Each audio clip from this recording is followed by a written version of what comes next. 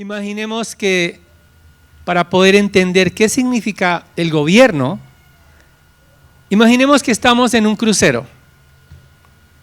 ¿Todos ha viajado alguna vez en algún crucero? Todavía no he tenido esa oportunidad, pero imaginemos que cuando los pasajeros se suben a ese crucero que es inmenso, ya han diseñado barcos inmensos.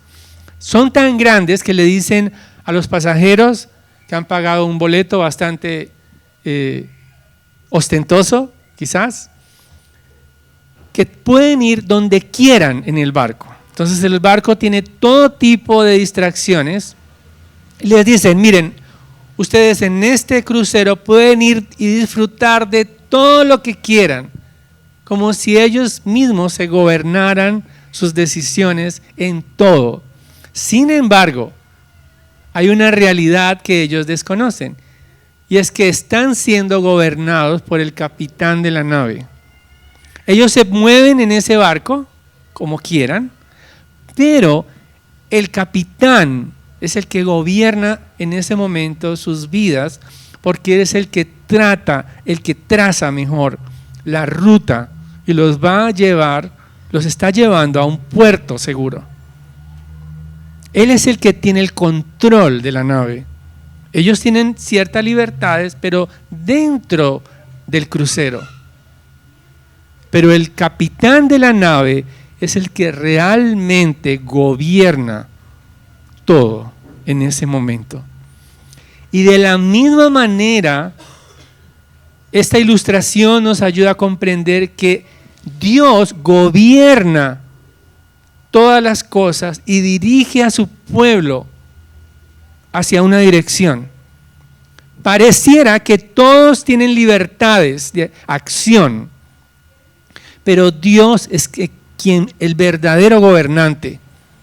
Él es el que dirige cada circunstancia y controla la existencia humana para un propósito, el propósito redentor de poder reunir a su pueblo para dar gloria a su Hijo Jesucristo.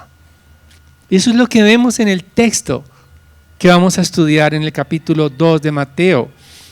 Y quiero que esta idea, este argumento quede en sus mentes, porque nos va a ayudar a tener una dirección en esa comprensión de la palabra de Dios.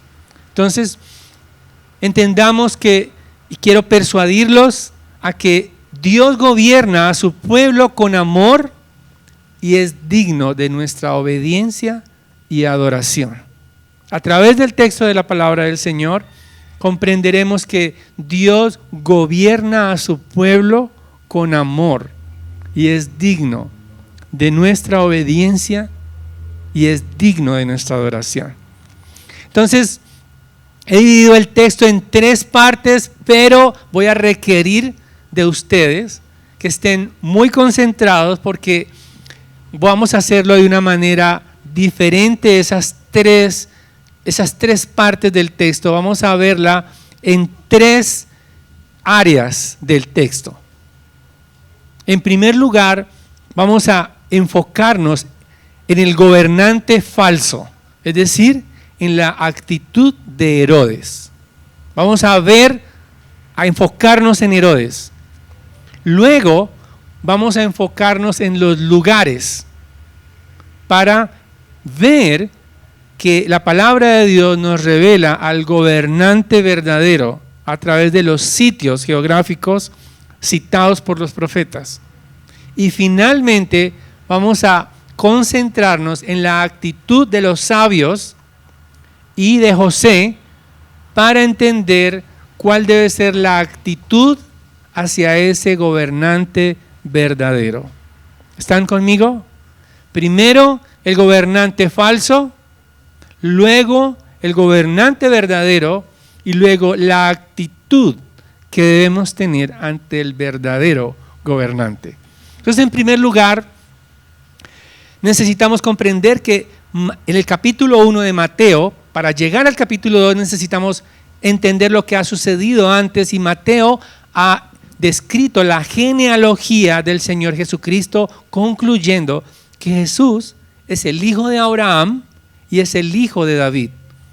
Entonces, Mateo quiere convencer a su audiencia que Jesucristo es aquel que hace realidad las promesas dadas por los profetas, que Jesucristo es el Mesías esperado. Él es hijo de Abraham porque él cumple esa promesa hecha a Abraham de bendecir todas las familias de la tierra en Génesis capítulo 12. Pero también nuestro Señor Jesucristo es hijo de David. Él cumple esa promesa dada a David en 2 de Samuel capítulo 7, donde él habría un heredero que un hijo de David recibiría el trono eterno para siempre. Entonces en este capítulo 2, Mateo se centra en el nacimiento del Señor Jesucristo, demostrando que Él en su nacimiento es aquel que cumple las profecías dadas por los profetas, 700 y muchos años antes de que el Señor Jesucristo naciera. Entonces, en primer lugar, ahora sí, concentrémonos en Herodes, el gobernante falso. El versículo 1 nos dice que el Señor Jesucristo nació en tiempos o en días del rey Herodes. Herodes tiene un perfil porque Herodes falsamente es llamado Herodes el Grande, pero en realidad Herodes es uno de los reyes más malvados que encontramos en el Nuevo Testamento. Él no era legítimamente, no debería ser legítimamente rey, porque él no era heredero del trono de David. Él reinaba en Jerusalén, pero fue atribuido ese reinado por los romanos. Él era idumeo, es decir, descendiente de Saúl, que no tenía un linaje de los reyes, pero le llamaban el rey de los judíos. Él se hacía llamar rey de los judíos. Es como si hubiera usurpado el trono. Pero Herodes, él era una persona muy militar, o sea, parecía que los romanos lo pusieron allí en ese trono porque era aquel que podía luchar y podía ser un buen aliado de los romanos. Entonces, el temperamento de Herodes, cuando vemos que él mata niños, en realidad no debemos sorprendernos, porque él mató a su esposa Marián y a sus 2 hijos que tuvo con ella por celo del trono, porque pensó que ellos iban a quitarle el trono. Entonces imaginen cómo era este hombre. Era un destacado político, pero al mismo tiempo era un hombre celoso de que nadie pudiera usurpar el trono que él le había costado tener. Por eso es que él tenía un poder. Ya habían pasado al menos 37 años desde que él era rey. Más de 30 años en el poder y todavía quiere seguir allí y está temeroso de que le quiten el reino. Por eso es que nos dicen los versículos 5 al 6 que Herodes, cuando vio a los magos que buscaban adorar a un rey, él, dice la escritura, que todo Jerusalén se turbó. Dice el versículo 2, unos sabios de Oriente llegaron a Jerusalén preguntando: ¿dónde está el rey de los judíos que ha nacido? Porque vimos su estrella en el oriente y lo hemos venido a adorar. Cuando lo oyó el rey Herodes, se turbó y toda Jerusalén con él.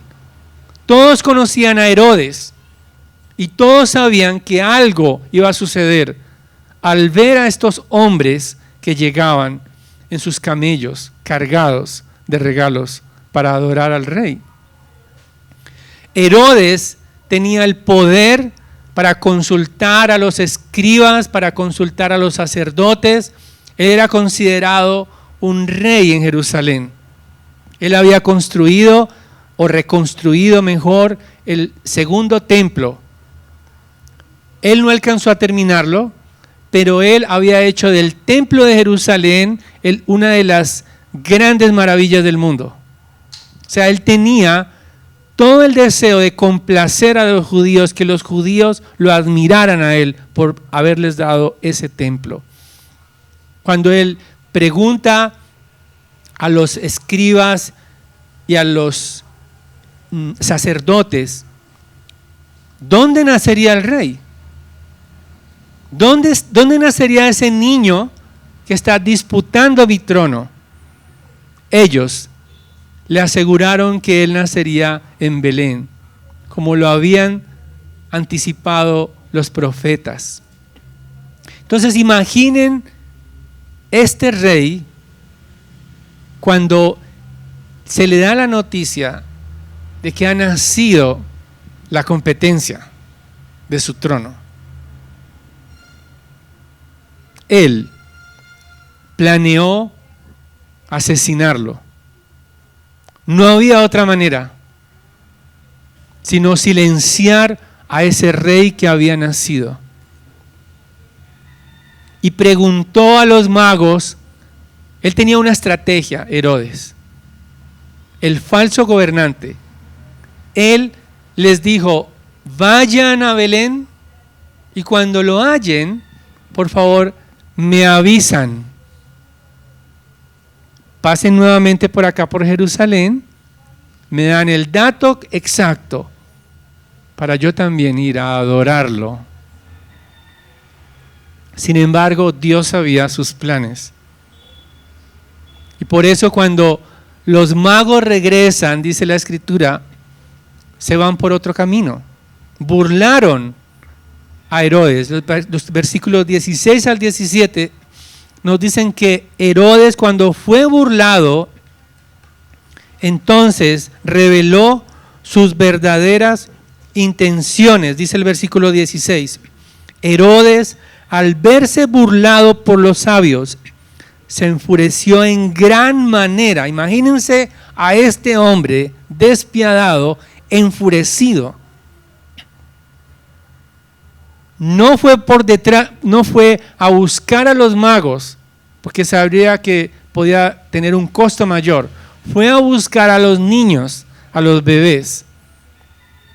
Los sabios, como vamos a verlo más adelante, eran estudiosos, astrólogos. Parece ser que la estrella que habían visto había transcurrido al menos 2 años en ese viaje largo desde Oriente. Y por eso él calculó que todos los niños de Belén que tuvieran menos de 2 años tenían que morir. Dio la sentencia y fue obedecida.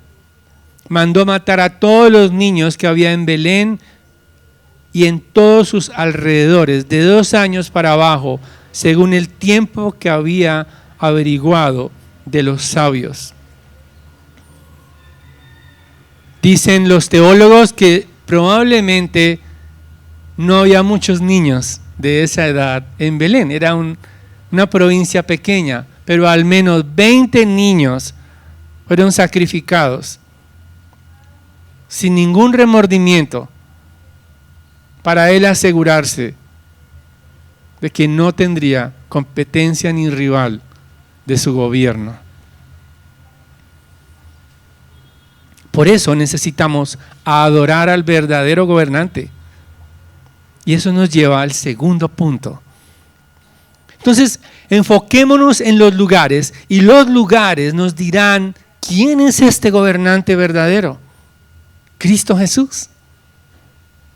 En el versículo 6, justamente Mateo cita a Miqueas que leíamos hace un momento, donde dice la Escritura, y tú, Belén, tierra de Judá, y de ningún modo eres la más pequeña entre los príncipes de Judá, porque de ti saldrá un gobernante que pastoreará a mi pueblo Israel. En algunas traducciones dice un príncipe, pero en el idioma original esa palabra gobernante es aquel que guía a su pueblo, pero que cuida de su pueblo. Por lo tanto, ese gobernante que guía nacería en Belén. Belén es importante porque Jesús nació en Belén. 700 años antes, Dios anunció que su gobernante, que es desde los tiempos de la eternidad, vendría y nacería en Belén, apacentaría a su pueblo.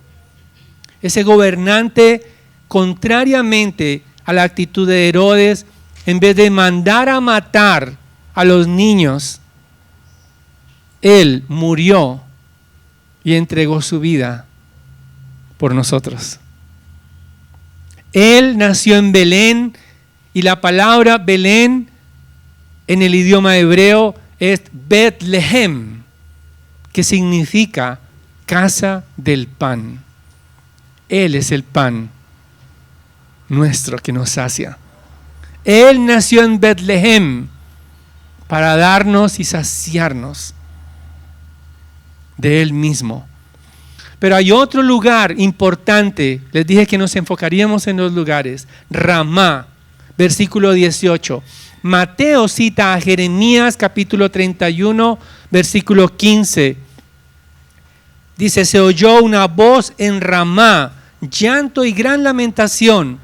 Raquel que llora a sus hijos y que no quiso ser consolada porque ya no existen. Ramá fue el lugar donde fue sepultada Raquel, pero es muy importante, aquí la geografía es muy importante para Mateo, porque desde Ramá fueron donde llevaron deportados a los exiliados a Babilonia. Entonces, Mateo está conectando toda esa muerte de los niños, todo ese llanto, todo ese dolor de las madres que no volverían a ver a sus hijos, con el exilio de Babilonia, con el dolor que produjo ser desarraigados y no volverlos a ver jamás, con la salida. ¿Y por qué menciona a Raquel? Porque Raquel era la esposa de Jacob, es como la madre de sus hijos que habían sido llevados al cautiverio. Sin embargo, Mateo está citando el Antiguo Testamento y ese texto en particular en Jeremías 31:15 con un propósito, porque ese texto en Jeremías 31 es un texto de esperanza, no es una simple tristeza. Después que Jeremías cita ese mismo texto del llanto y el dolor en Ramá, también nos habla que habrá un nuevo pacto donde Dios traería a su pueblo, les daría un nuevo corazón y serían rescatados del cautiverio. O sea, Jeremías no solamente está describiendo lo que pasaría cuando Babilonia se llevó cautivos al pueblo de Israel, sino que Mateo quiere que entendamos que ese llanto de los niños, o más bien el llanto de las madres que lloran a sus niños, es un llanto de esperanza. Es un llanto donde Dios extenderá su gracia por medio de su Hijo Jesucristo.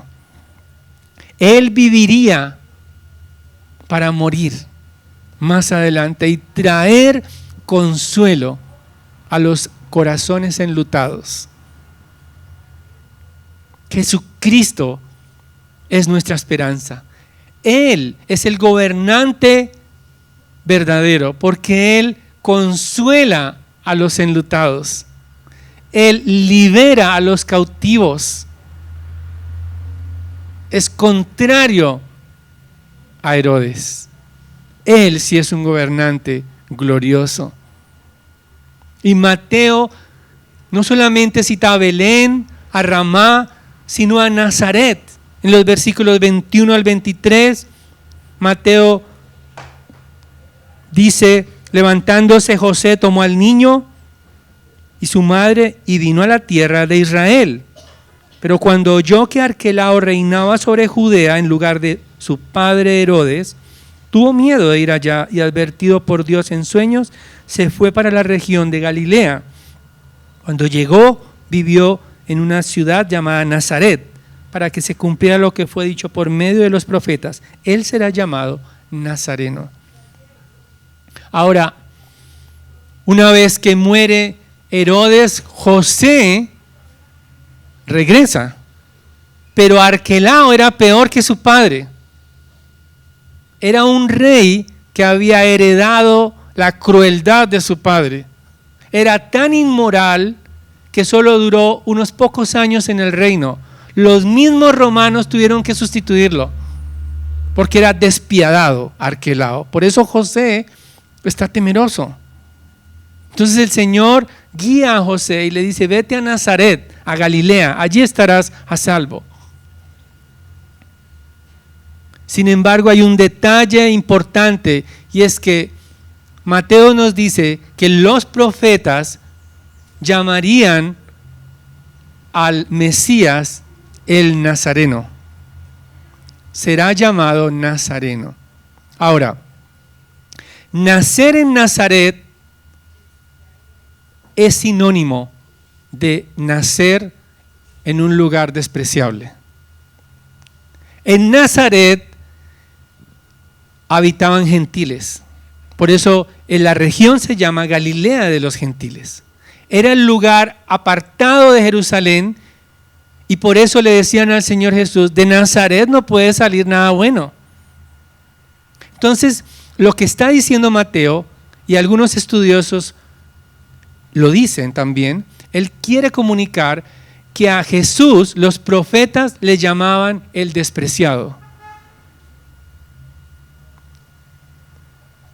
Y justamente el Salmo 22 nos habla sobre la manera en que sería tratado también el despreciado. Salmo 22, del 6 al 8, dice la Escritura, describiendo a un despreciado: pero yo soy gusano y no hombre, oprobio de los hombres y despreciado del pueblo.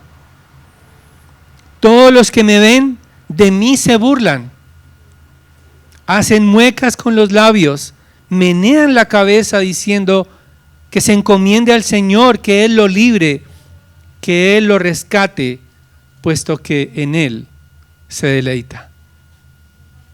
¿No les parecen familiares esas palabras, esas actitudes? Son las que recibió Jesús en la cruz. Meneaban la cabeza. Y por eso los profetas, también Isaías, habla del Mesías sufriente, el rey sufriente, el despreciado de los hombres, varón de dolores. Mateo está utilizando estos lugares para demostrar que el verdadero gobernante merece nuestra obediencia y adoración, porque Él fue aquel que fue despreciado en Nazaret. Pero hay un lugar más: Egipto. Mateo cita en el versículo 15, dice: y levantándose José, tomó de noche al niño y a su madre y se trasladó a Egipto. Estuvo allá hasta la muerte de Herodes, para que se cumpliera lo que el Señor habló por medio del profeta, diciendo: de Egipto llamé a mi hijo. Mateo está citando a Oseas capítulo 11, versículo 1, identificando al niño que fue a Egipto. Solo estuvo un corto tiempo, pero se cumplió la palabra: de Egipto llamé a mi hijo. Cuando José lo trae de vuelta, tuvo que huir porque estaba siendo perseguido por Herodes. Y nuestro Señor, nuestro gobernante verdadero, se identifica con nosotros. Mateo está mostrando, está conectando el pueblo de Israel que estuvo en Egipto cautivo con Cristo. Cuando la palabra de Dios en Oseas capítulo 11, versículo 1, dice: de Egipto llamé a mi hijo, está hablando de Israel. Dios hablaba del pueblo de Dios como su hijo.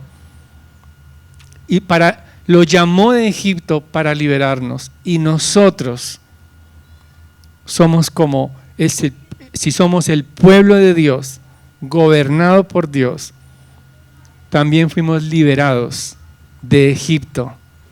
Vivimos en una tierra que no nos pertenece. Fuimos arrancados de la esclavitud del pecado y de la muerte de nuestro Egipto. Fuimos guiados, como veíamos en el pasaje de Lucas, hacia la liberación del pueblo.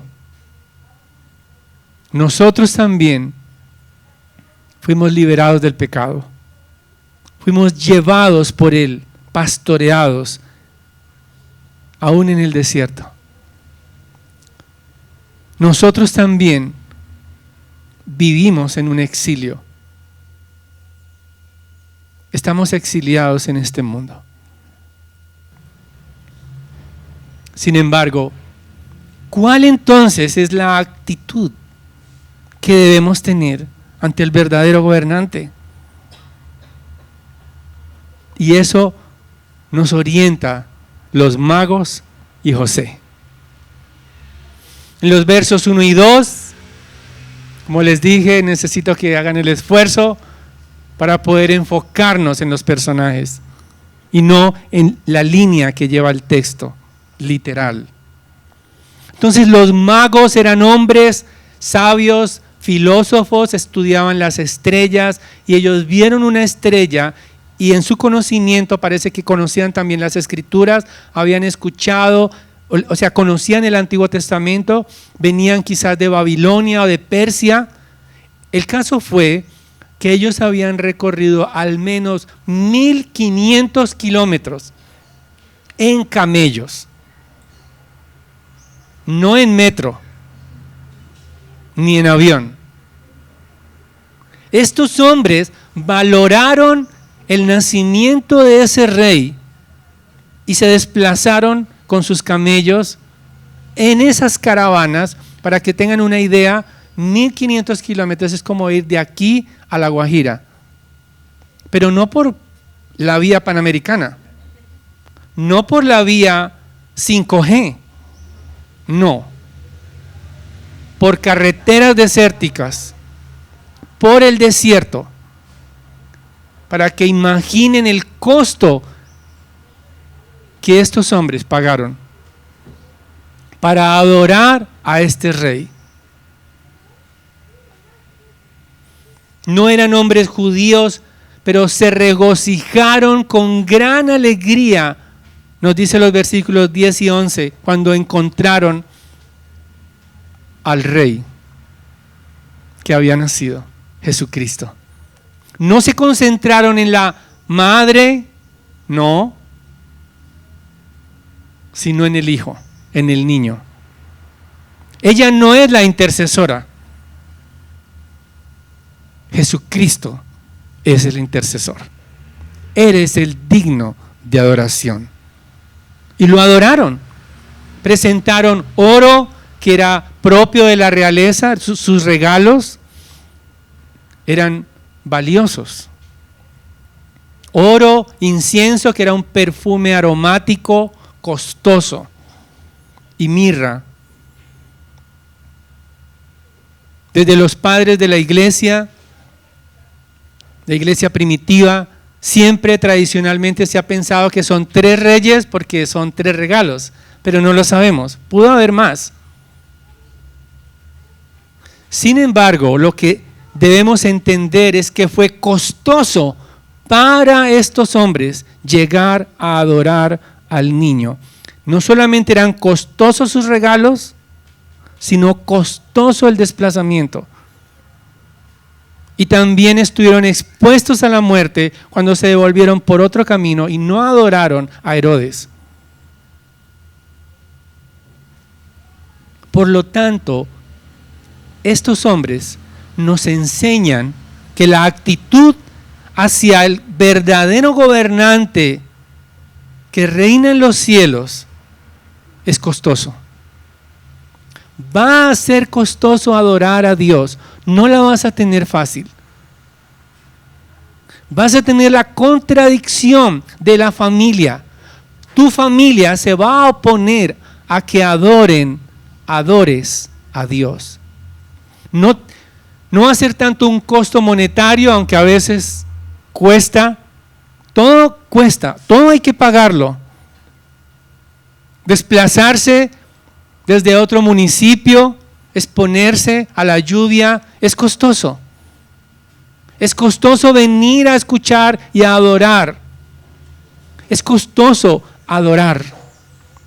Va a costarnos lo que más apreciamos en nuestro corazón. Dios va a derribar los ídolos del alma donde hay otros tronos para que lo adores a Él. Es costoso adorar. Los magos nos muestran su sencillez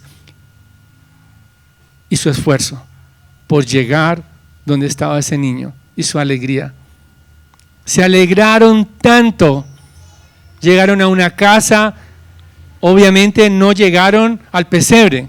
Había transcurrido al menos 1 año y medio. Los magos o los sabios o los reyes, también se les llama así, llegaron a una casa, dice la palabra de Dios. Pero adoraron y se regocijaron con gran alegría. Cuando te despojes de lo más valioso para adorar a Dios, hazlo con alegría. Ellos no se quejaron del viaje. No le dijeron al niño, nos costó mucho llegar, casi que no llegamos. No. Con alegría entregaron los presentes costosos a Dios. Es costoso adorar, es costoso servir al Señor. No la tendremos fácil porque hay oposición. Adorar a Dios, no tendremos una autopista. Nos costará.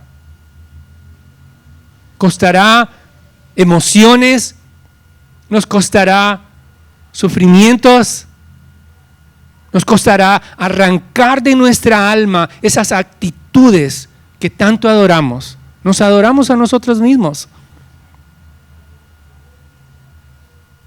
A veces para adorar necesitamos quebrantarnos, quebrantar esa dureza de corazón, ese amor por nuestros ídolos, para adorar al Rey, al gobernante que sí gobierna con amor. Pero también José nos muestra cuál es la actitud ante el verdadero gobernante: obediencia. José solamente es citado 3 veces por Mateo y en todas ellas, aún en el capítulo 1, él obedeció. Imagínense a este hombre que le dicen que su novia está embarazada. Él trató de dejarla secretamente, dice el capítulo 1. O sea, lo más caballeroso fue no dar a conocer esta noticia porque podía morir apedreada. Él lo hizo bien. Pero un ángel del Señor, allí en el capítulo 1,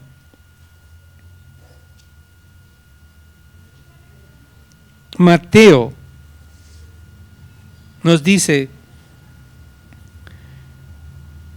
en el versículo 1:20, pero mientras pensaba en esto, es decir, abandonarla en secreto, se le apareció en sueños un ángel del Señor diciendo: José, hijo de David, no temas recibir a María tu mujer, porque el niño que se ha engendrado en ella es del Espíritu Santo, y dará a luz un hijo y le pondrás por nombre Jesús, porque él salvará a su pueblo de sus pecados.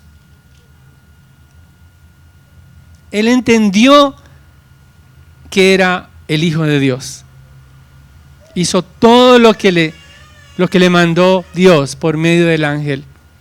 Huyó hacia Egipto porque un ángel se lo indicó.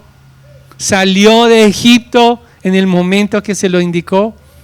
y vivió en Galilea, en Nazaret, en el lugar despreciable, porque Dios lo guió para cumplir la palabra de Dios.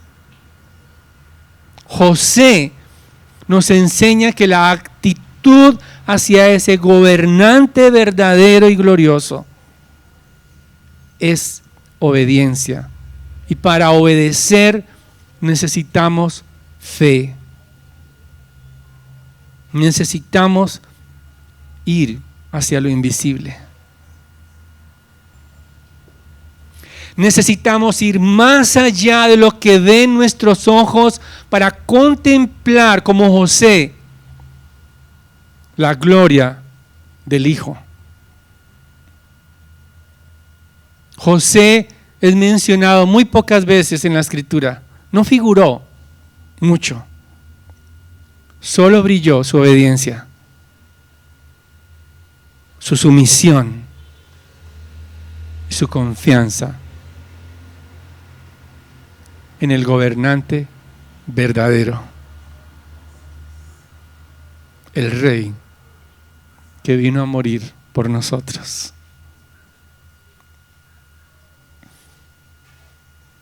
Hermanos, el Dios que controló la estrella, porque la estrella apareció en Oriente, desapareció y volvió a aparecer en Belén. El Dios que controla el universo eterno, que tiene en su mano el poder aún sobre los astros celestes, pudo haber salvado a su Hijo de la muerte y de la cruz, pero no lo hizo.